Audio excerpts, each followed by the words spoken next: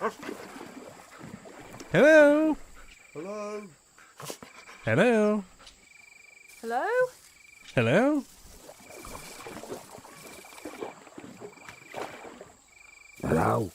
Hello.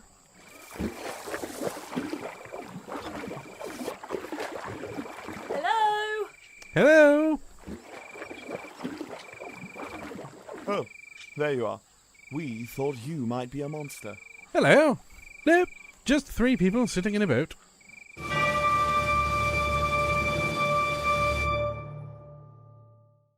Hello and welcome to another episode of the podcast. Another special today. We're on quarantine, so joined me on Discord is a wonderful fellow I met through Twitter. If you'd like to introduce yourself.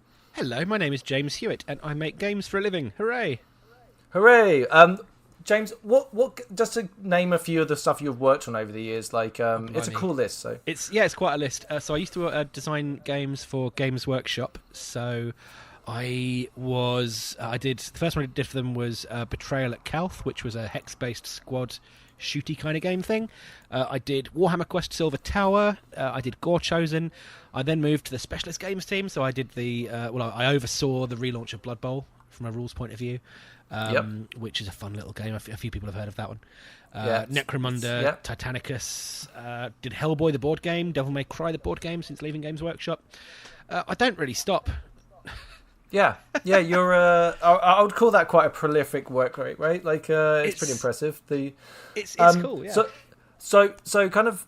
I just want to talk about Games Workshop for a little bit, because it's something that's kind of like resurfaced in my life right now. Not that I'm like actively buying miniatures or White Dwarfs or any of that, right? None of that. But I have when I was like a teenager, early teenager, I loved Games Workshop, right? Like I collected 40k, just I was in love with it. And then at some point that broke, right? As a lot of young men happens. And then nothing. But for a while now, I've been watching like lore videos and even getting to the point where I'm watching like actual battle reports on battles. And I'm like, this is a weird hobby that I'm now in, is observing a hobby from a distance. Do you know what I mean? Like that's weird way to approach Games Workshop, but that's kind of where I'm at really. Yeah. So, well, apart from playing Blood Bowl, that is something I do a lot of. So, I think it's like, with Warhammer TV, and then, because Warhammer TV certainly wasn't the first one to be doing it. A lot of other places were doing video battle reports first, but the number of different places that are doing it now, the standard's going up. There is the quality is insane. Like, let me quote the one I've been watching, Tabletop Tactics. Yes. They're a UK lot. Yeah, their production value is so good. Like, I watched that. Like this. They've got their whole format down. It's really entertaining. It's not bogged down. You get to. It's just great, and it's a great way to pass through the quarantine. To be honest, absolutely. I look back. So when Warhammer TV was first a thing, I was involved in one of the earlier broadcasts. We did the just after Blood Bowl had been released, the 2018 I think it was edition, or 2017, whatever it was. We did like the Full Beard Cup, which is a big gathering, big load of games up at Warhammer World. And we basically did a commentary on the top table. And it was one of the first things they'd really done in that sort of way. And we were kind of trying to figure out the format. It wasn't a thing I'd done before. I hadn't really commentated on a Blood Bowl match before. And looking at the way they do it now, it's so much better, because back then all we had was the one camera up top. We didn't have multiple angles. We didn't have like really views on the dice rolls. Camera. No. So what we had was like a person on the sidelines, a guy sat next to the game, just typing his messages on his laptop, telling us what was happening, and then we had to kind of commentate as it was. And it was, also, well, we're hearing from our guy on the sidelines. It was literally that, and it just. Also for me, it was a load of pressure, because here was like the game that we just re-released, and that everyone was expecting us to screw it up royally, of course. I can't imagine what that's like. Blood Bowl is like this sacred thing, right? Like, even when it comes to the computer games, like the community is a rabid bunch of passionate wolves. You know what I mean? Like, really are. That is the best way to put it.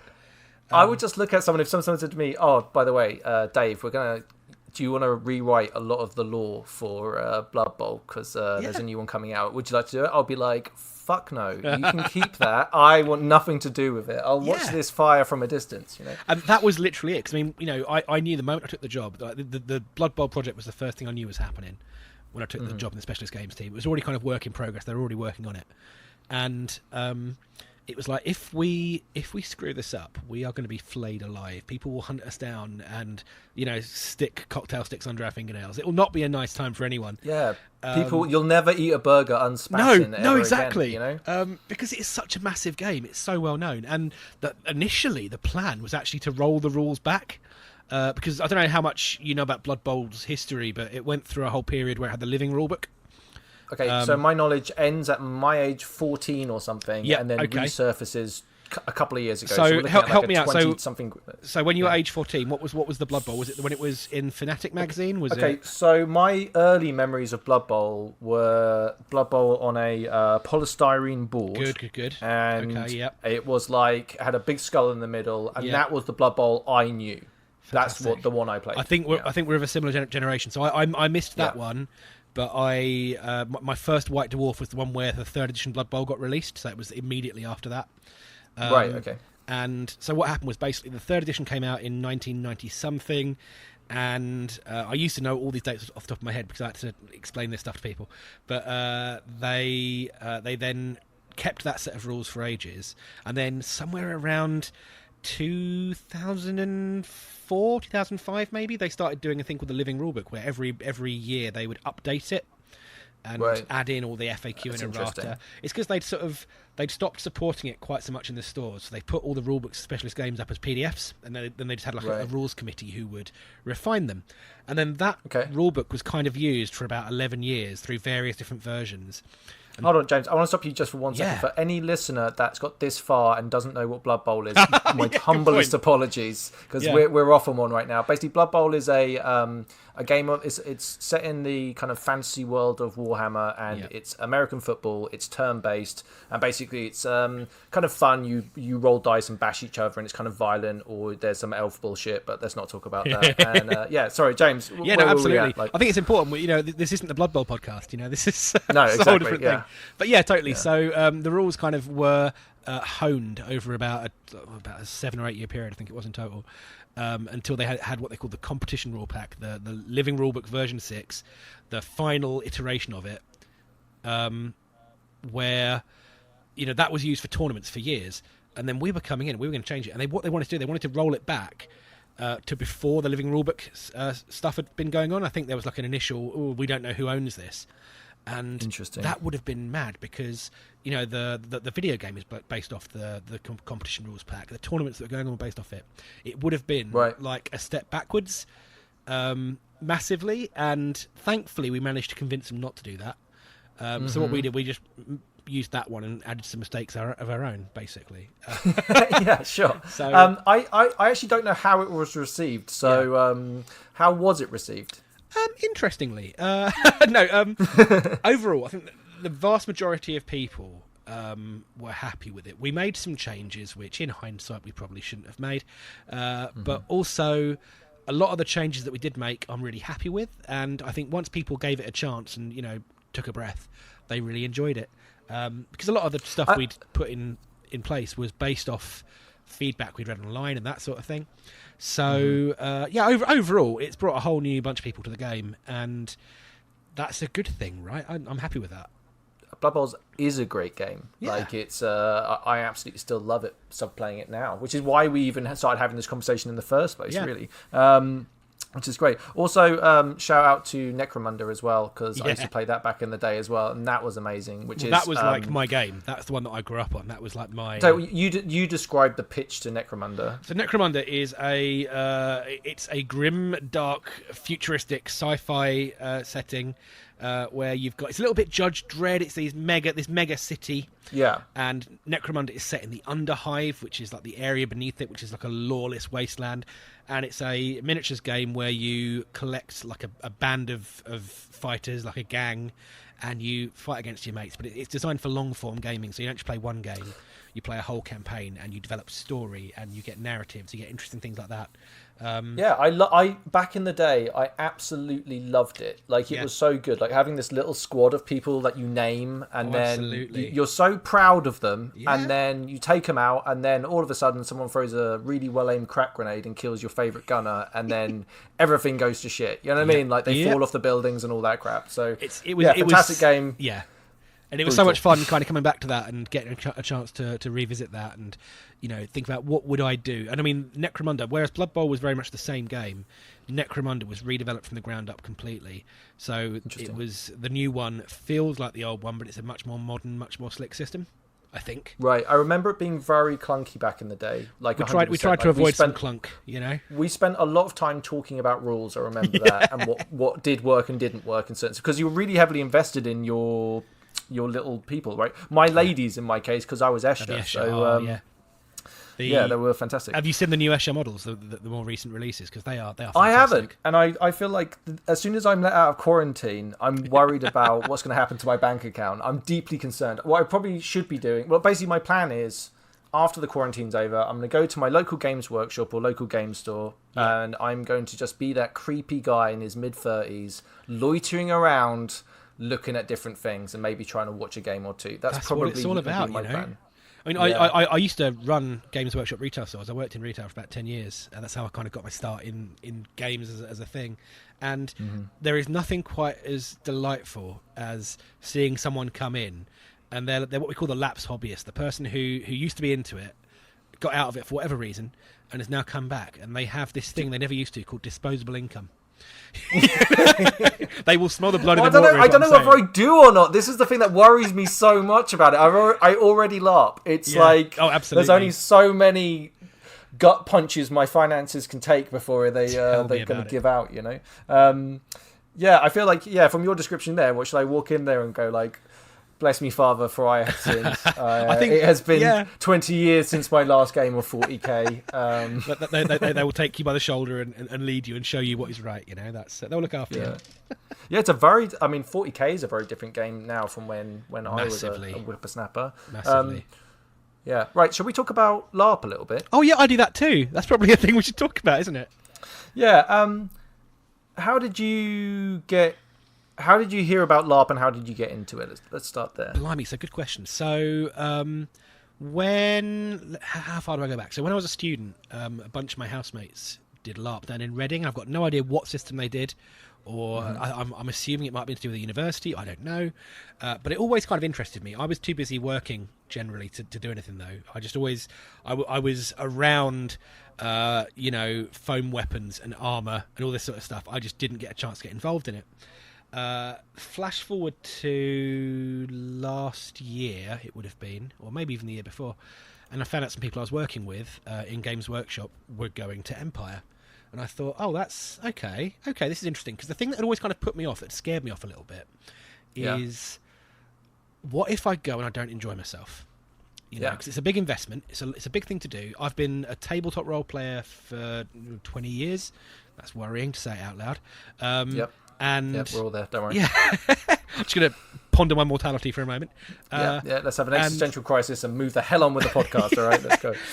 And so, but I'd always thought, I like role-playing with people I know, people who I'm going to get along with, I'm going to have a good time with them. How do I feel about taking that out to a big, large, group?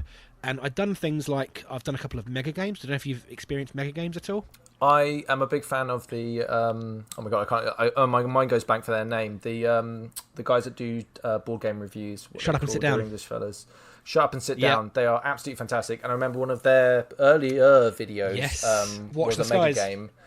And oh my god, did that get my blood pumping? I was like, we must go to this, basically. I went to one, because Watch the Skies has a thing. The rules pack is available and clubs can run it. And we found a group in Birmingham that were doing it.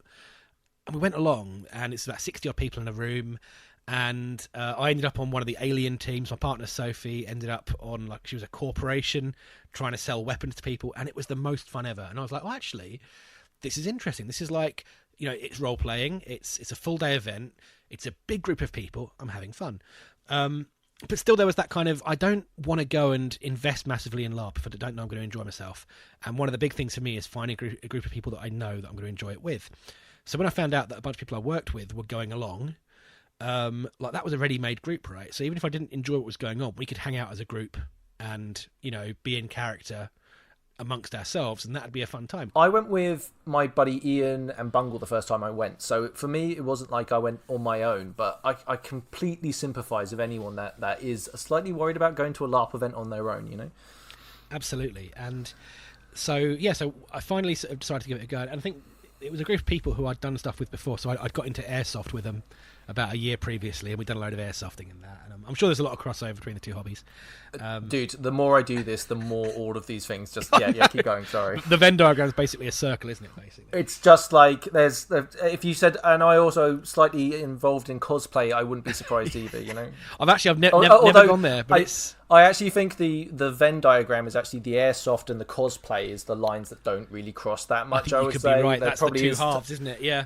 I mean, there's a lot of people out there. I'm sure there's a spectrum of everyone that does everything, right? But who knows?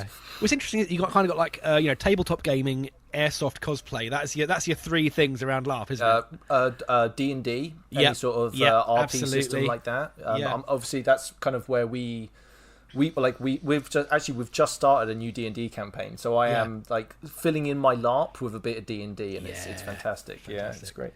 Well, sorry, you were saying. Yeah, so this group, they'd been along, I think, since E1 last year, and we were going to go for E2, and then the weekend, like everything in our life happened on that weekend. It was like Sophie's mum's birthday. It was something else happening. Some friends were getting married. There was all these different things. It's like, oh, come on. So even though we'd I just want to go LARPing. Can everyone stop being so selfish? Exactly. And especially because we've got a 4-year-old, or 3-year-old at the time, and we were like, we're going to need to get people to look after her because we can't take her with us. We're not going to take her with us for the first one, certainly. Yeah, maybe at some point down the line we might look into it, but she's not old enough yet. If you don't know the situation, I completely concur. That's probably wise, right, for your first event. And so we were like, well, this is just not going to work. And so we were really bummed out. We'd spent ages. We'd made costume. We'd done things, and then we couldn't go.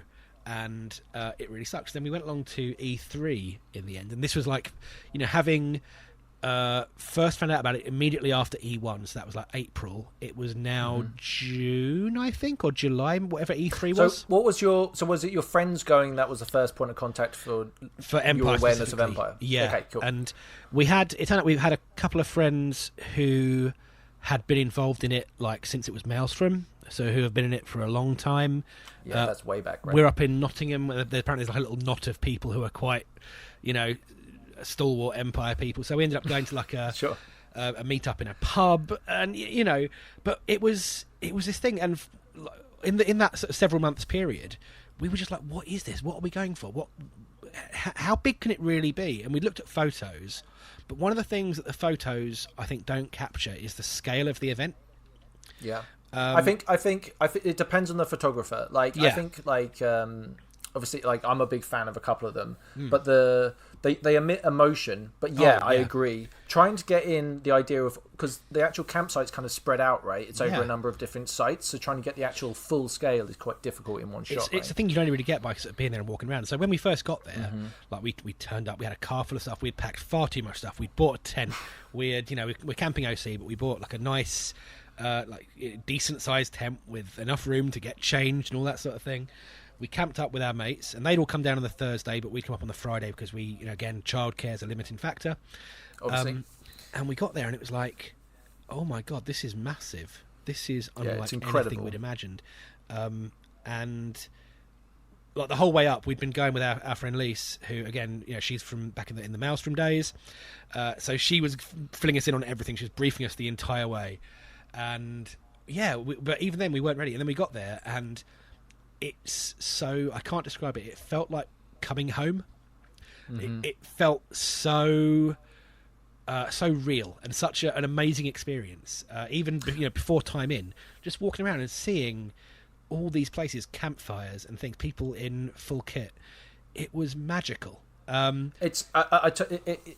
when I go there, the sense of kind of homecoming is so strong with me now. Like a few years on, especially like on the Thursday. Yeah. Walking around in this kind of like when no one's in character, but it's just like the coolest festival with the nicest people. You know what I mean? Yeah, like, we really want to get down just for a really Thursday nice at some vibe. point. Absolutely. It's incredible. So then, so we came along and we did E3 and we just threw ourselves in. So we hold on, which nation are you? Navarre, obviously, of course, obviously, the best nation by big far. up the Embercast striding. We do stuff. We're looking at setting up. That's more than my striding does. My striding doesn't do anything. Well, this is it.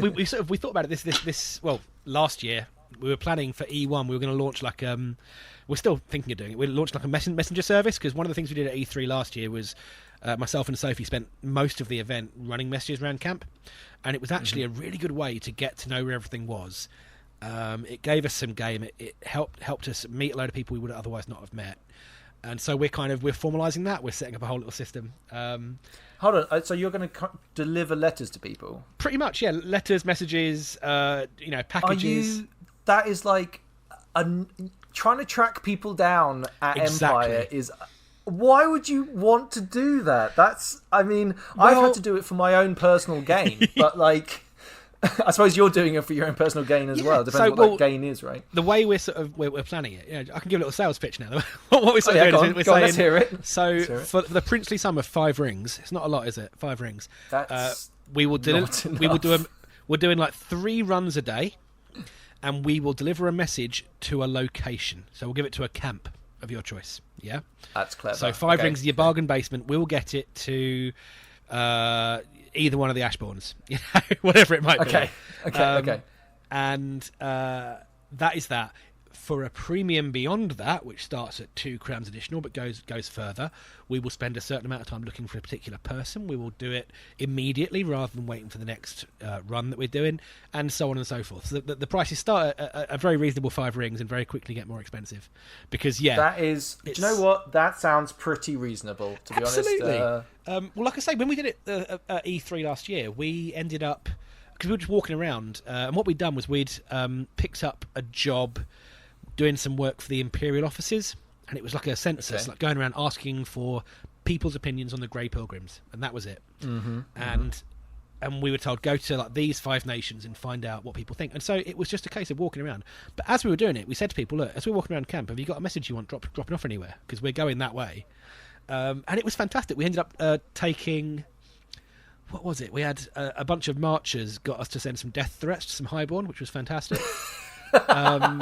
We had all sorts of nonsense kicking off. We ended up teaming up with a guy called Jack, of course, from the Marchers, who was like a private detective type character. He was setting himself up that way, and we helped him find some information.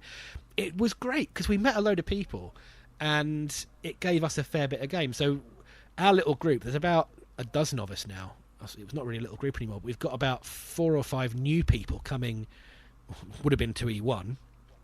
And we said to them, it's a great way for you to get out and find out what's what at the camp, find out where things are, and cause I imagine sounds like it would be so easy to just kind of stay in your camp and stay, where I know people, I won't name names, but really don't know how to navigate their way around the whole of Anvil. They know where the Navarre camp is, and there were a couple other bits. But if you said where is Varushka, they probably wouldn't have an idea. Probably they do now, but for many events, they wouldn't have had a clue, right? But I think it's part of the thing that makes it feel alive, because you get to go and see how different every one of the little areas of the site is. Every camp's got its own things going on. When you think about all these different people in all their little camps creating their own little bit of narrative and plot, it really does blow your mind. And then out of all of this chaos, the whole Empire shuffles along making terrible decisions, and it's fantastic. Yeah, exactly. It's like one of my favourite things that happened at E4. So we've only been to 2 events, and I feel like it's been like a lifetime. It's so weird. But at E4 we had, I don't know if you were aware of this, there was the whole thing with Spiteful, like the masked marcher who was threatening briars and things. I had a run-in with him, actually. There we go. He came to our campsite and we had a good old chat. I know the guy who plays him, and he is mean, one of my favourite people at Empire. Just massive how much massive game he applause brings. because holy shit, that was incredible. That was, I've never seen one person, you know, I say never, I've only been to 2 events, but I can't imagine it happens very often that one person creates that much game for that many people. No, it's really special, and also like the way he does it as well. It's not like it's just like this big screamy I'm creating game type thing. He's so subtle and like he's the nicest guy, but when he wants to pull off like shifty and menacing, well, he's got that shit down. Do you know what I mean? Absolutely. Like completely by himself as well. But like we're all at our campsite and there's 4 of us, we're all armed, and there's one guy, and he put us on edge. Yeah, absolutely. I mean? And the whole I think it was the Sunday, I think a fair chunk of the day, might have been Saturday, like was spent with a bunch of like scary looking tattooed nutters with knives prowling around the camp looking for this guy. And I know some of those tattooed psychopaths with knives. I know some of them. Some of them are my friends. They're good people. And it was great. It felt so like he'd kicked the hornet's nest, you know, and it felt like such. The best bit was when he was sat in the hub, and like I think the Navarre contingent were told to wait outside. And there was there's that bit in The Simpsons, I think it's Who Shot Mr. Burns, where the Mayor Quimby says, I noticed a lot of you are stroking guns. And it was basically that. There were just like loads of people just holding weapons in a threatening fashion and looking at him with intent in their eyes. So basically that was fantastic. And I just love the fact that we came along not knowing what to expect, and we had any expectations we had absolutely blown out of the water. I don't think there's any way to really... because Bram, I went down the same road you did, right? Where I just demolished media, right? Like everything I could get my hands on to do with LARP, I watched, listened, anything I could, right? With varying qualities and all the rest of it, right? But to actually take on the field and to actually experience it it's quite hard to explain. It's very personal, right? Like different people will react to the situation in different ways. One thing I found interesting is sometimes very confident people struggle to find their footing at Empire, and I find that quite interesting. It's whereas some quite shy people can suddenly find a whole new aspect of themselves of that they didn't even know they had. You know, it's fascinating. Well, this is it. I mean, it's like you say, you can be someone who is maybe a bit retiring in real life, but if you can commit to a character who's not that, you know, you can go and do that, and maybe that can flash back into your actual life as well. Well, I talked about this a little bit before, where I kind of got into this idea of like the idea of a mask, where when you are trying to RP, you're wearing a mask, and that mask is completely metaphorical, right? It's not a real mask, but that mask can give you the ability to be like, no, I'm going to stay in my character, and I'm just going to get through this, and I'm going to see how it goes. And it's quite interesting when you manage to be the character you want to be in a real life situation, you know. Absolutely. It's the thing that I was thinking about. I sort of set some goals for myself for this year. We're planning on going to all 4 events, and we wanted to like put some general goals in. We had like a chat, we had a meet up as a striding, out of character, just to talk about what we want to do, setting up a messenger system, what are our long-term goals, what do we want, what do we want to achieve. And then I was thinking about what are my own personal goals, and one that I really want to do is I want to push my character further away from who I am, because initially I'd read some advice, which is because you're not playing around a table. It's not like D&D. You're not playing for 2 hours. You're playing for a whole weekend. So don't do anything that's too over the top at first. When you're playing D&D, big bombastic over the top characters kind of work quite well. Big like tropey things. But trying to maintain that for an entire weekend is quite a challenge. So, and what this advice had said was, start off with a character that is like you, but you turn an aspect up to 11. Whatever it might be. And so I did that, but what I want to do is kind of start pushing myself away from that and start fitting more into that mask, as you say, and making a character who is more not someone that I would be. And that's like my challenge for this year, really. I think that's extremely admirable. I would say this is going to be this is my 3rd year going now. And I only say that it's only... Like, when I was talking about using a mask, I'm usually talking about it in a way that I am trying to overcome something immediate, right? Yeah. So I have to make a speech somewhere or go to Songs and Stories and do something like that. A very immediate thing, right? Yeah. Whereas I think there's like I'm starting to get into the idea now of becoming much deeper into my character while I'm RPing there. You know, like Yes, I'm sure some absolutely. people have found this a lot easier, but I think with the way things are going in my striding and the rest of the Empire, I think my character can start to. Let me put it this way: I felt like my character lacked form for a while, and it was hard to kind of like push those RP levels. Now I feel like I'm starting to get to know him a bit better. It's becoming easier. Yeah, absolutely. I mean, I did a thing. So at the end of E3, there'd been a whole thing where a load of herbs had been stolen from the orc, one of the orc tents. Yeah. I heard this about whole this. thing. Yep. Yeah. And like we'd heard about it when we were hanging around the Imperial offices waiting for some of these jobs we were doing. We'd heard about this, so then we thought, oh screw it, we'll go and see if we can investigate this. We got this guy who was a marcher to come and help us out as well, and we ended up like finding out a bunch of stuff. The main thing being that it was kind of being pinned on Navarre. And so we thought, it always is. It always exactly, is, because we're right next to them, and like the fence between us and them had kind of been knocked down, and so we'd done this work. And at the end of E3, at the standing at the very end, I thought I just had this moment. I was like, I think I need to say something about this, and so I just got up in front of the whole, and it's a big group. Navarre's not a small nation. Yeah. No, it's big, and it's weird. Did you have to wait in a queue before you spoke? Yeah, I did, and it was How horrible is that? Yeah, it's horrible, isn't it? You're sat there going, all right, that's 2 more people, and the closer you get, the more nervous you get, until you're standing there like, and there's no one in front of you as a barrier. Yeah. So the person that's actually talking is in the middle of the circle, but you're next. You're right there, right? Yeah. You can't duck out now. And also, the longer it goes on, the more you're thinking, am I just wasting everyone's time? Should I be doing this? But actually, no, I think you just got to go for it, right? And I did. And I had like a little sort of, chat and said, Navarre, this is what's happened. Just so you're aware, this is being pinned on us. We're not going to take this line down. I think that we should have a whip around and get some herbs to, I remember that. That was awesome. Yeah. And it was like... I did it, and it was fun, and it ended up making a link with the orcs that I've worked on since then. And someone came up to me afterwards and was astonished it was my first time. I was about to say, I was just about to say, I am like, there was nothing about what you did there that made me go, oh, this is a new player pushing their boundaries. Like you were like, it just felt like the right thing to do, and so that was thoroughly enjoyable, And I want to do more of. I want to kind of make our striding more well known within the nation, and so that's what we're talking about. And like I say, this is all part of my own development for the character is pushing down that way. I want to go down a bit of a dark path with them, which is going to be fun. I'm sure everyone likes to do that.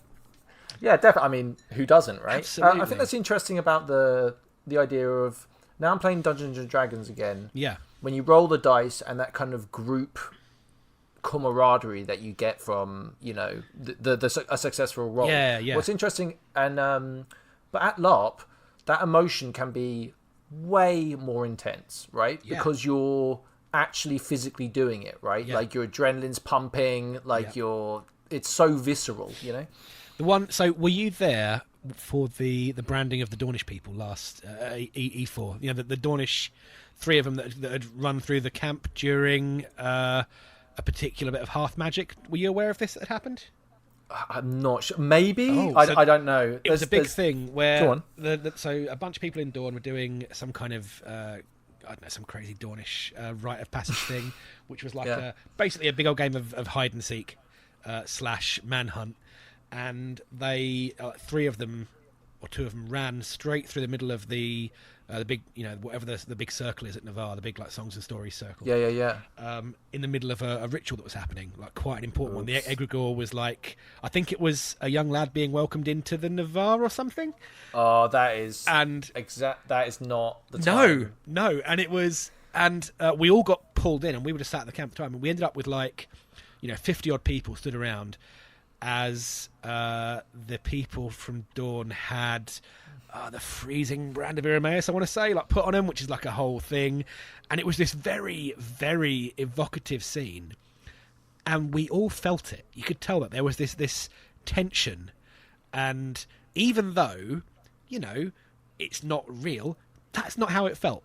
Yeah, but how did you feel as a Navarre, right? Like I'm gonna say right now, guaranteed, you were furious, right? Yeah, absolutely. Like you were angry at them and you wanted, but how weird is the goddamn group think? That weird group, like tribal mentality that is. And so you look around it, and suddenly what you've got is a group of outsiders in the middle of this group, and then everyone around the outside. We are a family. We are together. You know what I mean? We are all here. Yeah. And they have come in here and they've done some shit, and now they're going to pay for it.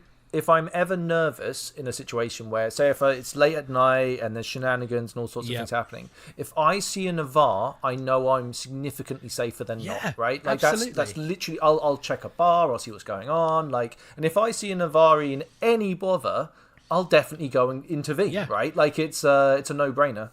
It's what's weird is it's like, I mean, I know we're one of the biggest nations, but it doesn't feel like it. It feels like it's a family. You know, you feel like everyone in that camp is on your side, and I think part of it comes from the brief, the fact that it's a nation that is still reeling from some really bad shit that happened to it a long time ago. We're trying to get some stuff back. We are, we're bound to the empire in such a massive way, and I think it really. I'm sure something. All nations are like this, by the way. Like, I'm absolutely, sure, absolutely. We're just gonna we love Navarre, and therefore we're gonna talk about it. If I talk to someone from Dawn, I'm probably sure they feel the same way. But absolutely. I think Navarre has some really special things like songs and stories. I think we have there's some really interesting key people in Navarre that make the whole thing feel very warm and very nice. I don't know how else to put it, but it's been an absolutely fascinating journey so far, and I just can't wait. I mean, I was so gutted that E1 didn't happen. Obviously, it's understandable. There was no option. Let's caveat right now. We all understand it's completely necessary, absolutely. But that doesn't mean that it all isn't of us were annoying that's happening. Yeah, and last weekend, as it was all going off, we all felt very, very keenly the absence of it. I think, and massively. I think there was interesting so Songs and Stories was last week. There were so many events on and people doing different things. There was a fundraiser for the theatre on the Friday night. I watched a bit of that. PD did a stream on Saturday afternoon, which I didn't get to see much of because of other things. I know that's it was the usual trouble of Matt Pemington, Claire Evans, and Andy Raff, which is a powerhouse of a conversation anytime. So, and then on Saturday they had a virtual Songs and Stories, which was fantastic. So I kind of got asked to kind of help out and talk about a few of the technical stuff with them. Yeah, and God, it was interesting, being in there and realizing how much talent there is on the field. It's bonkers. It's astonishing, isn't it? Yeah. Did you watch Songs and Stories? Right. I caught a little bit. So I was running a game design course, but in between it, I was like, "Oh, go and look, go and see what's happening." Yeah. I absolutely loved it. I had to watch a Skype call. I was on it was a birthday party, so I had it on a second screen. So every so often I would just phase out watching Songs and Stories, and people would be like, Dave, are you there? And I'm like, oh yeah, I was definitely paying attention. I'm not watching anything else. Yeah, of course, it's your birthday. I would totally not be zoning out on you. You're the one that matters in my life. Yeah, exactly. Whatever your name is. But I think it was weird to watch it because I was slightly worried that it wouldn't have the potency of what it is live. But I don't know whether I've just been programmed at this stage to because I loved it. It was so good. Well, I'll tell you what. I had a little thing a while back where I went through a phase of listening to all the various SoundClouds that there are, popping the volume up high, and there's some of them that are the ones that were clearly recorded on site. They just transport you there, Yeah. And totally. I got a lump in my throat for a couple of them. I missed it so much.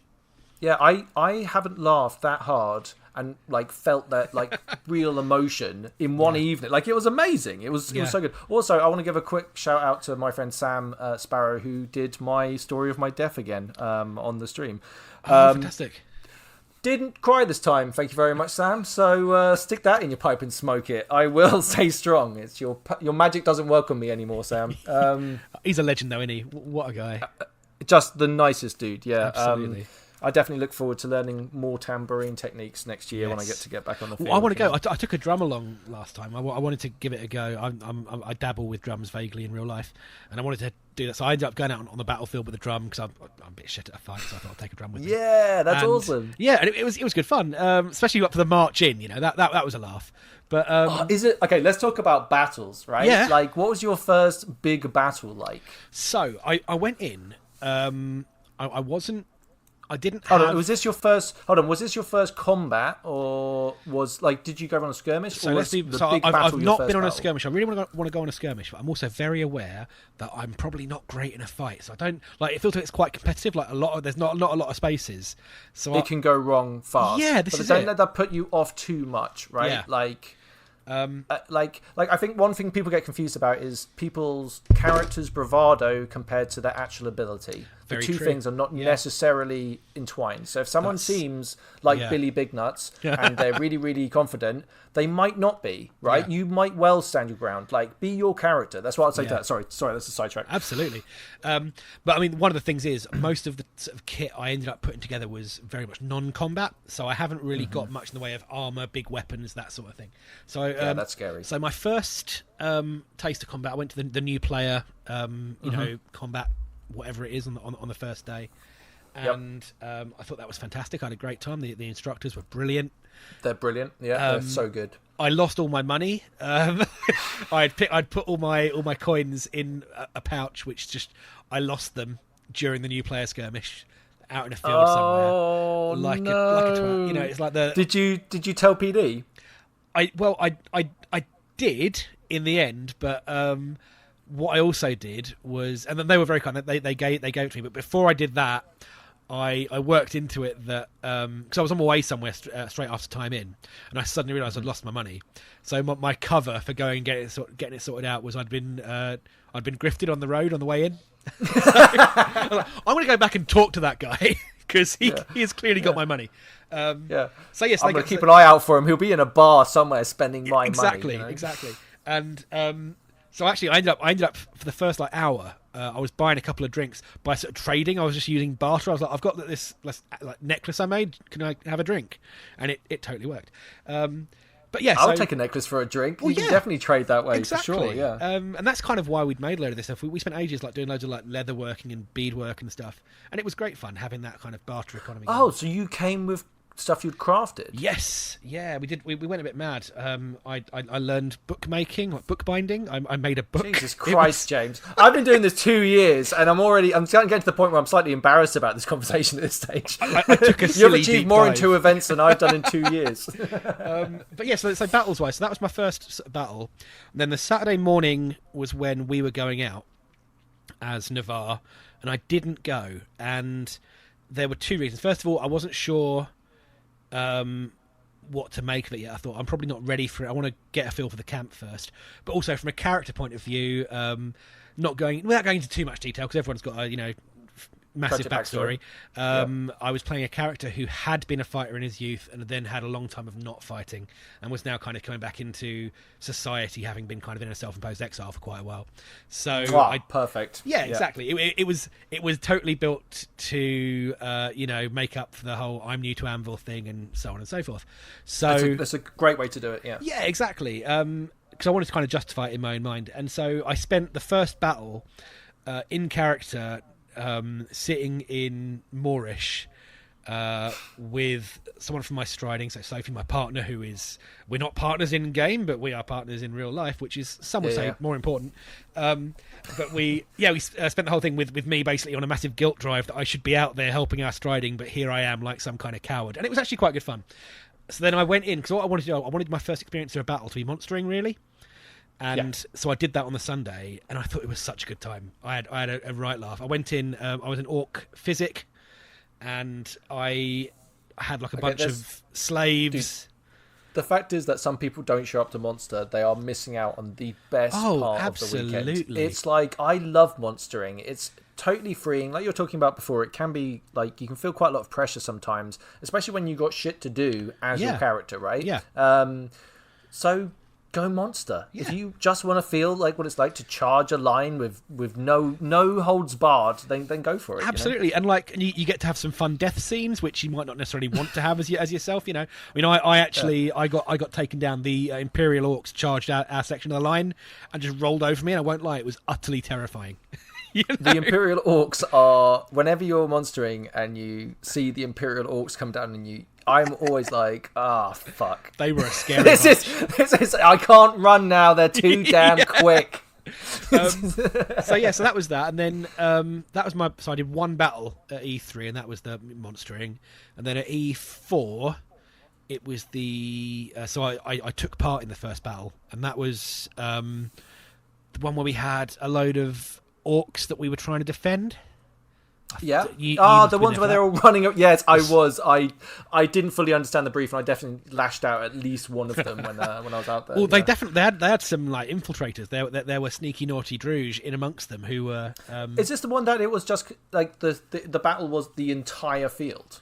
It was massive, and we kept moving, and that was. And they were coming from all sides. It was fantastic. That was a wacky battle, by the way. Like I've never seen in the 2 years that I've been going to these big battles. I've never seen one like that before. Like where it was just so spread out, and just individual nations and individual units were just. It felt like it was on the edge of going wrong, but it didn't. It kind of all held, you know. But I was there, like I say, so I wasn't fighting. I had had a weapon on me, but I was mainly there. I'm an artisan. Generally, so I was there. Well, I was there to help out and like repair weapons if they were needed. They didn't really. That's not a thing that happens with the Druge, really. So I ended up hanging out with the physics and helping them pull people out of the way and that sort of stuff. I think I think that's a really good approach and something to be noted for maybe people that aren't necessarily the most confident. Yeah. That you can find a role even if it isn't being on the front line fighting. Absolutely. Water bearing, helping out physics, even if you're not a physic. Yeah. That there are specific units that are there to keep physics safe usually. So you will if things go wrong then it's gone wrong for loads of people and don't feel bad about it, right? Yeah. But it was great because it meant that I was there, I was keeping a watch out, I was making sure they had all the things they needed, I was holding stuff for them. You know, it felt like I was part of it without having to be right in the front lines, and then that kind of made sense. Were you ever in a situation where you're like watching the front line looking threatened and you have that great moment where getting you're a little bit we gotta go right now, we gotta go, especially in that battle where like suddenly out of nowhere there's orcs in the woods and I was like shit, you know, they're coming out from that way, turn around. We had the who's that? We got like a League mercenary company who fight alongside us. Forget the yellow and black armor, the sea wolves. That was it, and they were facing completely the wrong way. I was like, guys, excuse me. That way, and they all reformed. They're an effective fighting force, that bunch. Yeah, so that's for sure. That was fantastic.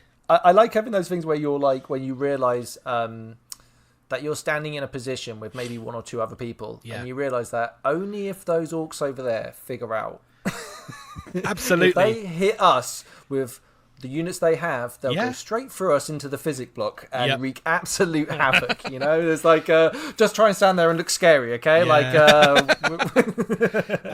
I'll tell you what as well. On the Sunday of that one, I went monstering again, and it's when we were being was it Grendel or Jurgen? Yeah, Grendel maybe.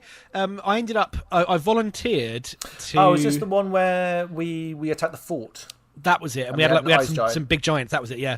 I think we were Jotun because it was an honour battle. That was it. Yes, I remember now. Correct me if I'm wrong, but yeah, I think so. And we were all sort of lined up, and it was a really hot day. I'd done a really stupid thing. I'd put my armour on over my water bottle, so I couldn't get to my bottle. I was like, ugh. And so I thought, I don't really fancy being in the front lines. And then they called one of the our section commander called out, I need a volunteer to carry the banner. And I thought, oh, screw it, why not? So perfect. I did, and actually what was really interesting was I ended up stood right at the back of the field with the commander, organising runners to go and give orders to different parts of the battlefield. And how much did you learn from that, So much. It was fascinating. Crazy. Like watching the way the battle ebbs and flows and all that, you know, it was so interesting. I think there are many different... there's many games to play in Empire, but even on the battlefield, right? Like, I'm a runner. I run about. That's what I do. I deliver messages to different units, and I get to play... the very specific role. If you're a frontline fighter with a shield, then that's a whole different thing. If you're an archer, if you're a commander, even if you're just someone who is like a sergeant in the ranks, right? You are there to help out, keep morale, and keep everything going on, and make sure that everyone's organised in what they're doing. That's it.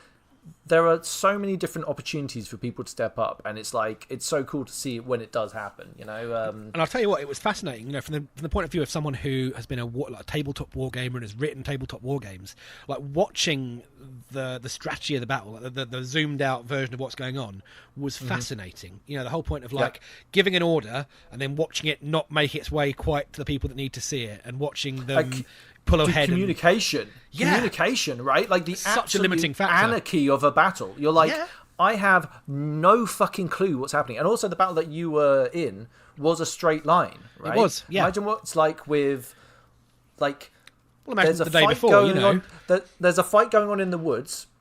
Our sides could be being decimated right now, or crushing the enemy. We have no idea. Like, there could be a whole bunch of people come running out of there that aren't our guys and ruin everything. And these field commanders just basically have to sit there and look calm as a fucking cucumber while chaos happens around them. It's so cool. And that fascinating. I mean, it made me think, is that a part of the game I kind of want to look towards, you know? And sure. Because that kind of strategic command was really interesting. You know, I'm not even saying I'd be good at it. It was just really interesting to watch. I think there's the kind of the military game, going to the military council and all that stuff. I have a bit of an aversion to meetings. That is the one thing that puts me off, I've got to say. Yes, and this is the kind of thing. There's a lot of meetings in a lot of these roles. But what's weird is my kind of little interactions, my double zeros running for anything at the Senate, has been really interesting and educational. Like, I'm not saying I want to be a senator or do any of that stuff or what I really want to do. I have some ideas, but it's like, that doesn't seem that bad to me now. And I'll be going to meetings if I do certain jobs, right? So, interesting. It's like you say, because of the scale of the place, there is something for everyone. Whatever your approach wants to be, you will find it there. You know, the fact that there are people who happily go along and they tend to shop for the whole weekend. That's what they do. That's the thing. Or run a bar or whatever. Run a bar. You sell cookies. You just for the first year, we were just tourists. That's all we were, right? We literally walked around in the amusement park of Empire, right? Yeah. I'm not saying that should be for if everyone went and did that, it wouldn't be a great game. But I completely respect that people. Yeah, and you also can find your feet a bit more as well. Yeah. And if you go to enough bars and drink enough ale, then usually game does find you in one way or another. Absolutely, yeah. Yeah, that's it. Yeah. So I just can't wait to get back there, basically. Roll on whenever it is it's going to be. I just want to get back. I think it's going to be interesting to see where the game is then. The Winds of War have started being released now for the event. Oh, really? Hopefully, yeah. So there is some, you can kind of keep up with the narratives. I haven't actually looked at them yet. And the nice people that do the Empire Audio, they do have a YouTube channel and they read out the Winds of War. And that is a godsend for people like me. So, I love that. And I haven't listened to it yet. So I don't know where I'm at with it. I think I'm kind of... I'd love to see a date for the event, and then I'll probably pile into it, or maybe I don't know. Yeah. But there's something about the keen, right? I don't want to disappoint myself by being too excited. No. You know? All of our sort of prep we wanted to do, we had loads of stuff. Like I say, so I learned bookbinding. The reason I learned bookbinding was I wanted to make, because I was going out to be an artisan. I wanted to get my head around how the different items cost, what they cost, and all that sort of stuff. So I scraped the data off the wiki, laid it out in InDesign, printed it and turned it into a leather-bound book. So I've got a book with illustrations and things I put in, which are then bound in leather. So I carry it around with me. So I've got a reference for artisan type stuff. That's awesome. I wanted to make another one for ritual magic because I'm dabbling in that as well because I think dabbling is always fun. Ritual magic, really? So are you gonna get yourself a little coven? Well, so I did. So we've got one guy, Martin, is in our striding. He plays a character called Aman, who's like a crotchety old wizard. And I wanted to get into the magic. The reason I initially wanted to look at magic, it's a really stupid reason, but I love it. When we were running our messages at E3, we spent most of Saturday looking for the Archmage of Autumn. And I finally tracked him down as he was on his way into the Hall of Worlds. Right. And I could not follow him because I was not a mage. Yep. I was like, well, screw this then. If we're going to deliver messages, I'm going to be a mage so that I can get anywhere on camp. That's completely fair. That is Exactly. actually very, very true, because it's almost like the secret little club for wizards, Yeah, isn't it? precisely. Where And not tonight, mate. You're not coming in. Yeah, that's it. No, trainers, So I thought I will go and do that. And so I established like some story where basically having spent some time on the road with Aman, we'd been working on this, maybe had a bit of a gift for it, and so I did my first little taste of ritual magic at E4, which was really good fun. I ended up I'm like a night mage, which he's autumn, so I was doing stuff solo. But it was really interesting. I did some stuff with visions. That was really cool. And I want to do sort of more of that going forward. It's just, I've got to figure out, do I want to find a coven? Do I want to go more solo? Which way do I want to go with it? I'm not quite sure yet. Which whatever season or whatever flavour are you? So night. So it's all kind of visions and... Night? Yeah, absolutely. Yeah, visions and riddles and mysteries and that sort of stuff. All right. If we happen to bump into each other, I might be able to introduce you to a couple of very dark fellows. So, fantastic! Yeah, love it. But the yeah, I find the ritual stuff, like, I'm almost tempted. Okay, so the rituals I've had done have been within my banner, and they've always been this kind of thing where, and this isn't a criticism of the person casting it or the people casting it. It's always been the last thing on the weekend. Like, it's given not enough respect. It's like the kind of like, I'm just housekeeping, so I'm going to cast this spell on me that will mean that I get to do this thing. Yeah. And I feel like I need to give it more priority or whatever. I don't know. Like, maybe. I don't know. I need to explore it a bit more and maybe get some rituals done from different people and see what's out there. But I think that there's maybe some really show a bit fun more respect stuff to my guys, really. Yeah, maybe. What's that say again? I think there's quite a lot of fun stuff amongst the rituals, things that can happen. Like, one of the things that the reason I ended up going with night was, again, it's all kind of folding into the same idea. Was you can do things like you can create.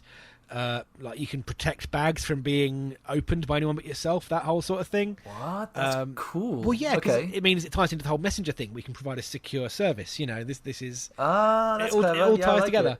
But then looking deeper into it, the whole thing of, like, visions and, like, dreams and illusions, there's some really fun, like, RP stuff in there. That massively. It's... Okay... Going into the kind of like magic world, I love how it's like an extra flavor on what your personality might be, right? Like, you can game it. Like, the people have been trying to encourage me to go into autumn, but if I go into anything, I'm going into summer because it matches my character, right? It matches who I am, it matches what I do. Even if I can't, I'll have to go out and find probably another group. Actually, I don't know. Actually, strike that. There might be more summer people in my thing. But I don't know whether I'm even interested in doing ritual magic. Like, I need to watch more of it, I think. Maybe from an external point of view. It was definitely interesting because, I mean, what I ended up doing was I went away and spent a little bit of time up at God on the wiki, looking up some information, and I sort of planned out, almost like scripted, the ritual. Exactly. Full on, absolutely. Is there any doubt? And so I'm almost sort of seeing it as like my character's approaching it almost like a mathematical, like it's a scientific sort of thing. So you're like pursuing it like it's but in the world of, what's interesting is, like, we talk about this when it comes to religion as well. Like, we're so kind of like 2020 programmed to be like, religion is it's hocus pocus, right? Like, but to view it as a science, right? To be like, no, I am learning magic because it's linked to the way, and the way is completely real. Like, of course it is, because I can do these things, right? Like, absolutely. It does manifest itself, and it's an interesting mechanic to have in it, where you can be a total religious zealot. In fact, there are many religious zealots at Empire. Yeah.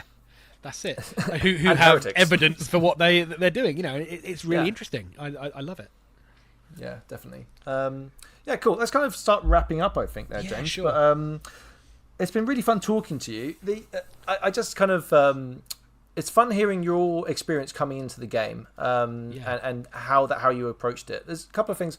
How did you feel? Is there any kind of insights that you maybe had from being a games designer coming into Empire when you were looking at the rule book? Like, how did you interact with that as a game set? So, I mean, initially, I gave everything a really good read, as I always do for any game I play. And then was that rules or was that lore?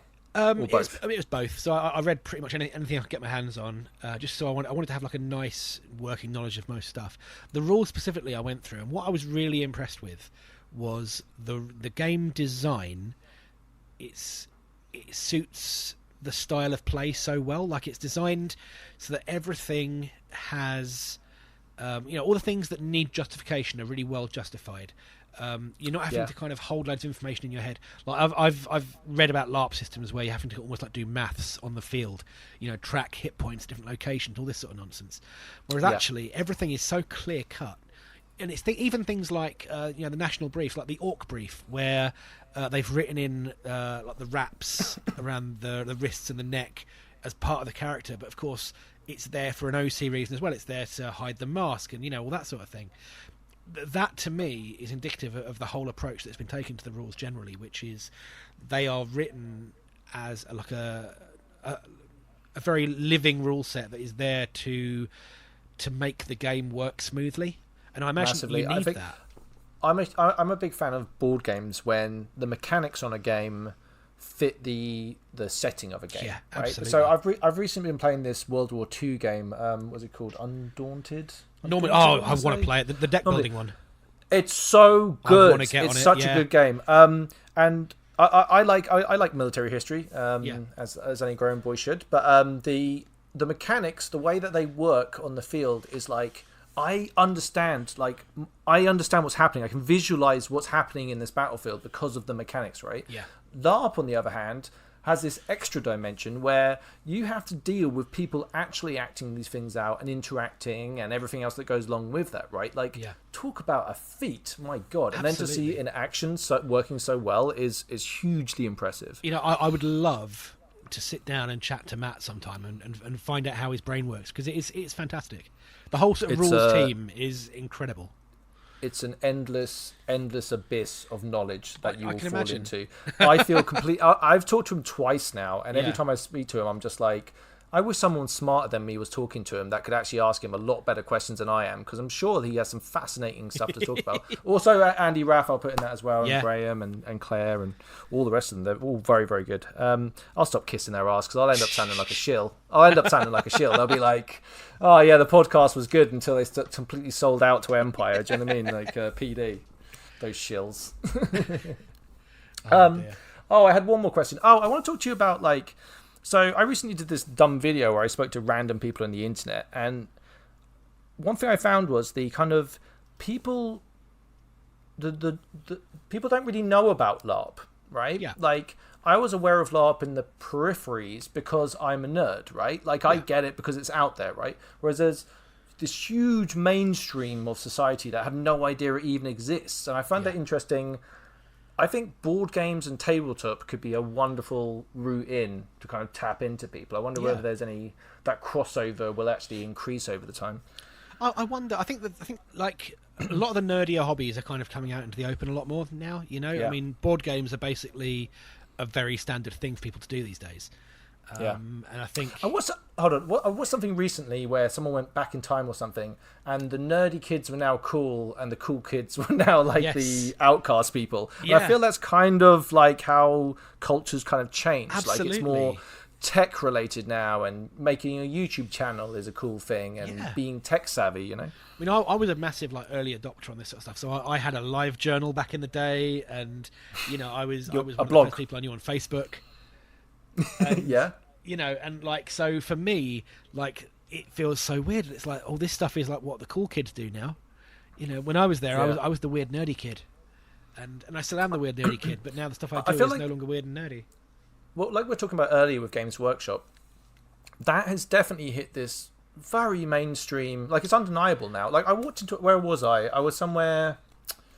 Where was I? Cardiff. I was in Cardiff, and I was going to a cider festival, and we stopped into a little shop, like a corner shop. Yeah. And they had a rack, like one of those special racks for Games Workshop stuff. Yeah. I was stunned. I was like, you have limited space in this shop, and you have chosen to put Games Workshop merchandise as a kind of, hey, before you leave, why don't you pick up 6 Space Marines on the way out? I'm like, What this is crazy, wacky. isn't it? Like, when did this happen? I wonder how long it will be before. And I am one of those people. I am a true LARP believer. I believe that it's much more accessible than people think it is.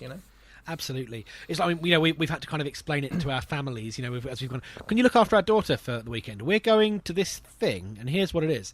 And like Sophie's mum is, she is a dressmaker. She's done all sorts of like period costumes and things. So she's been helping out with costuming.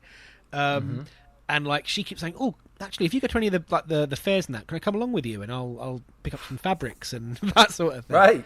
And it's interesting. It's like there is something for everyone there. It's like anything. Like with board games, I think there's a board game for everyone, and I think there's something about LARP that anyone can enjoy.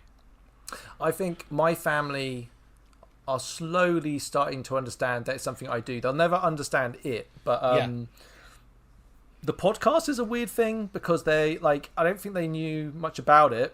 Yeah. And then when we said we got nominated for this LARP award, I think I think that's what they call Pride. I think that's what that is. I can't. I wish I had a camera to record it at the time, but I think that's what that was. So it's an interesting hobby, and I think, let's put it this way: some people aren't going to get it.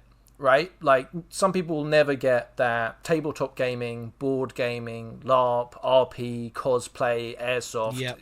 The list goes on, right? They'll never fucking get it, right? Yeah. We should don't listen to the detractors. Speak to those people in the middle that are just willing to find a new experience. And I'm sure if they give it a chance, they'll love it, Absolutely. It's I just to me it's brought so much to my life. Not wanting to get too serious about it, but it's really, I feel like it's had a really positive effect on me, and I just want to spread that around. It's having the chance to just go in and just be a character for a weekend and just kind of lose yourself in this amazing world is incredible, and I love it. I totally agree. When I won't go, like you said, I won't go into it too much, but at that time in my life, and through subsequent things in my life, right? Life is a roller coaster. You just got to ride it. You want to do it, right? And all night long. But LARP has really helped me in certain times, and weirdly, a lot more than I thought it did. So it's something I look back on and go, wow, I was actually manifesting my OC feelings in my OC character, and I only could recognize that afterwards and realize that I was actually processing stuff. Not that I recommend using LARP for therapy, right? Let's not start that. But for me personally, it was interesting to watch that happen, Absolutely. I actually had a really weird experience. Right? I think it was at E4, and it was on the Friday night or the Saturday night, and the rest of our lot had gone to bed, and I was still fired up. So I went for a walk around the camp by myself. I ended up standing in Varushka, and there was I forget the names. There's a bunch of wandering minstrels. They've got a didgeridoo and a couple of guitars. It's like Dave and something, and they were there. They were doing some piece, and there's a little crowd standing around sharing drinks, and it was such an awesome moment in character. And then someone recognised me from my job, and went, "You all right, James?" Interesting. And I was like, and it was such a weird experience. It pulled me right out the moment because he asked, James, are you proper famous? No. Do people recognise you? I'm like I don't know, within certain niches. Like, my face has been on a lot of things. Like, my face has been in White Dwarf magazine and that. So it's like, I'm so sorry if you're listening to this and you're a really big fan of James's. No, there aren't any of those, here and okay, good, because I always worry about that. I had the same thing when I was talking to PD. That I'm like, someone's listening to this going, man, I wish this person was asking better questions, right? No, not at all. But I think it's because a lot of my job, when I was community manager at Mantic, I did a load of videos and all that, so my face was out there a lot. People sort of recognise me at the occasional nerdy games convention. Someone would go, "Hey James, how you doing?" And sure enough, because the Venn diagram is basically a circle, I had someone say to me, "You all right, James?" At this, and I was like, "Who is this James of which you speak?" It just pulled me out, and it really put me out of sorts. The next half hour, I was like, "Oh yeah, I'm me, aren't I?" It can be quite. It depends on what you're doing at the time. Right? Yeah. It can completely break character. We've been not that we're big, right, at all. But we've had really good interactions. We've only ever had really positive interactions with anyone that's listened to the podcast. Everyone's quite nice about it. But it must be weird to kind of be recognised like that, right? It's definitely something that's, when it happens to us, which isn't very often, it's really nice and still weird. So I suppose you've got the benefit of radio face, haven't you? You are mainly a voice I suppose that's the and we're so wonder. small that we have a small community of listeners that listen to it, and I speak to them regularly. It's not like there's a barrier between. Do you know what I mean? Course, like, absolutely. I'm sure if you get to a certain point where you have thousands and thousands of listeners, you can't, you shouldn't talk to every single person that messages you for your own, absolutely mental health probably. Yeah. But for us, it's we're in a really nice position with it. Anyway, I'm rambling, so we should probably call this to an end. There, let's do James. it. There's always a point where I start rambling, and we should just end the podcast. But James, thank you so much for coming and doing this. It's been Thank you for absolutely having brilliant me. talking to I've you. thoroughly enjoyed it. I'm really looking forward to meeting you in person and hopefully maybe doing some RPing with you at some point if Definitely. we can come up with a smart way of doing it. Oh, Maybe we'll I need figure it a out. message sending. Yeah, maybe you do. In fact, I might. You never know. I might need a message. I could be an important person. Who can say? People don't know that. People don't know I don't know anything and I'm completely useless. Hey, anyone can Anyway, afford thank you. 5 rings, right? 5 rings for a letter. What's that? 5 rings. 5 rings. It'll get to you when it gets to you. Shut up. So yeah. Thanks a lot for listening, everyone. I hope everyone's staying safe and doing okay. And I want to say a big thank you to our patrons who are still supporting us. We are obviously we're trying to release content and we're trying to keep you guys entertained and keep ourselves sane. So we're doing our best. I hope that you're well, and thank you very much. Goodbye. Right then. So who are you? Well, I'm the narrator. This is my companion, the listener. They don't mean to be rude, and they don't talk much. And this is our ferryman, Jasper. Yarp! The narrator? The listener? Jasper? Are you on your way to a silly names contest? Please ignore him. He has a crude sense of humour. Sense of humour? I had that beaten out of me in Brockelliand 10 years before you were born, you cheeky git. I'm Vanya, and this is my partner Varian. It's a pleasure. And this gruff Navari chap is Bryn Blossomflower. Evening. You're lucky you bumped into us before something else. There is a terrible creature out there that we've been tracking. Actually, we did have a little run-in with the beast. And you've still got all your arms and legs? Bullshit. Which way did it go? It set off in that direction, but it was going at quite the pace. It's probably long gone by now. We should get back to Two Staff. Fine. I'm in need of a warm ale and a hot bath. Delightful!